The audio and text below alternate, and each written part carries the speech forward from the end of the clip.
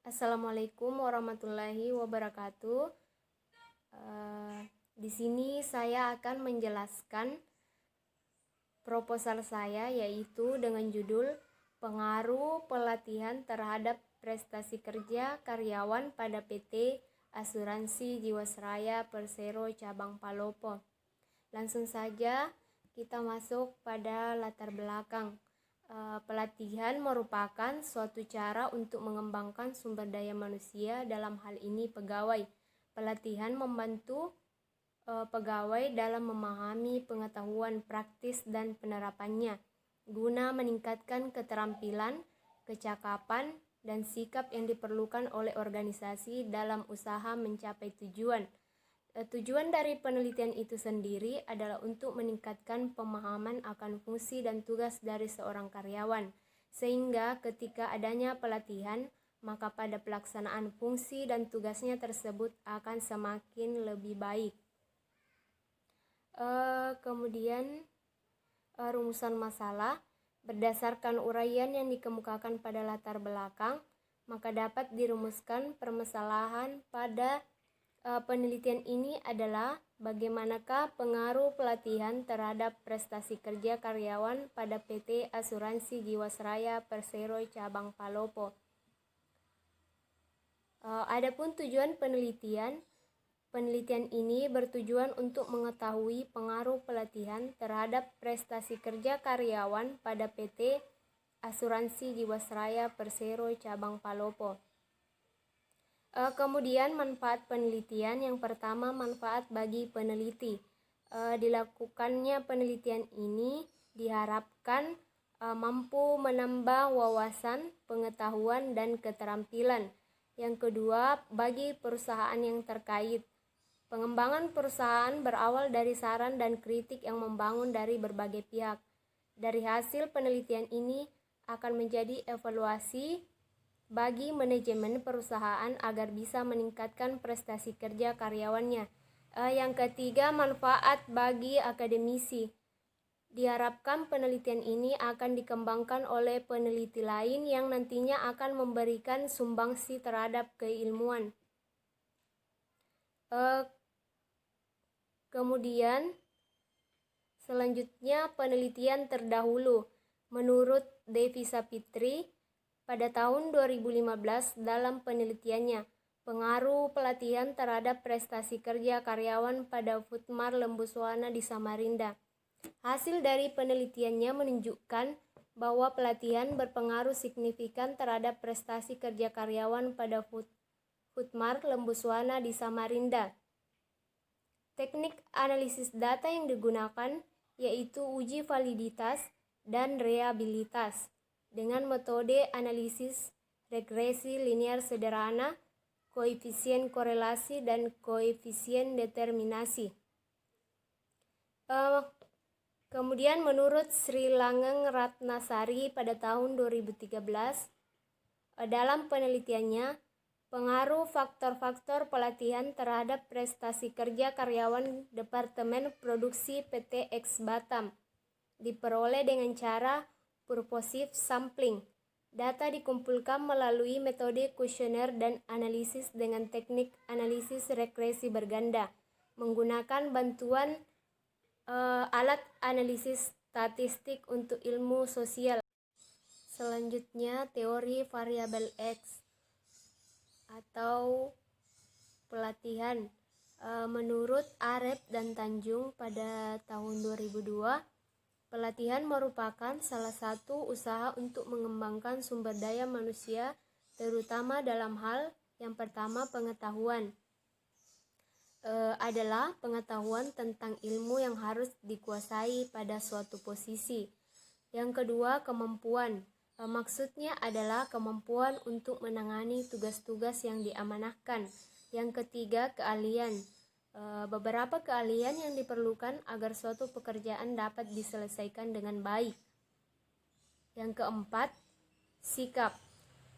Emosi dan kepribadian yang harus dimiliki agar suatu pekerjaan berhasil dengan sukses.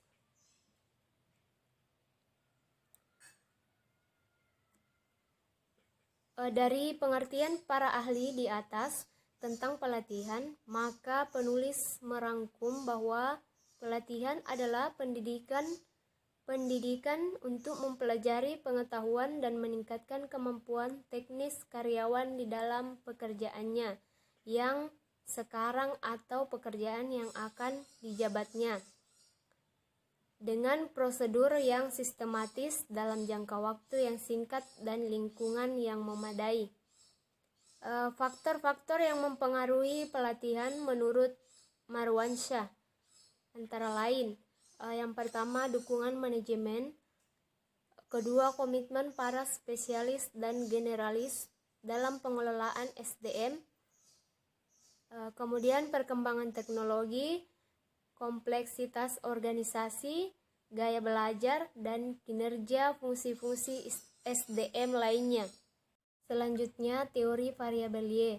Menurut Melayu SP Hasibuan 1990, prestasi kerja adalah suatu hasil kerja yang dicapai seseorang dalam melaksanakan tugas-tugas yang dibebankan kepadanya, yang didasarkan atas kecakapan, pengalaman, dan kesungguhan serta waktu.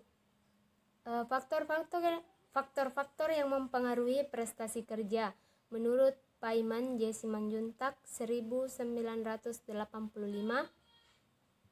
Yang pertama, kualitas dan kemampuan kerja karyawan. Kualitas dan kemampuan fisik karyawan sangat dipengaruhi oleh tingkat pelatihan, pendidikan, etos kerja, motivasi kerja, sikap mental, dan kemampuan fisik karyawan yang bersangkutan. Yang kedua, sarana pendukung. Sarana pendukung di sini terbagi menjadi dua kelompok. Yang pertama menyangkut lingkungan kerja, termasuk teknologi dan pelayanan, sarana dan peralatan yang digunakan, tingkat kesehatan kerja, serta suasana dalam lingkungan kerja itu sendiri. Kemudian yang kedua menyangkut kesejahteraan karyawan yang tercermin dalam sistem pengupahan dan jaminan sosial serta jaminan bagi kelangsungan kerja karyawan. Yang ketiga, suprasarana. Maksudnya adalah apa yang terjadi dalam perusahaan dipengaruhi juga dengan apa yang terjadi di luar perusahaan, seperti prospek pemasaran, perpajakan, lingkungan hidup, perizinan, dan lain-lain. Berdasarkan definisi prestasi kerja yang diungkapkan oleh Schuler dan Jackson 2006, maka indikator prestasi kerja adalah yang pertama kualitas kerja, kuantitas kerja, ketetapan waktu, tanggung jawab, dan kerjasama dengan yang lain.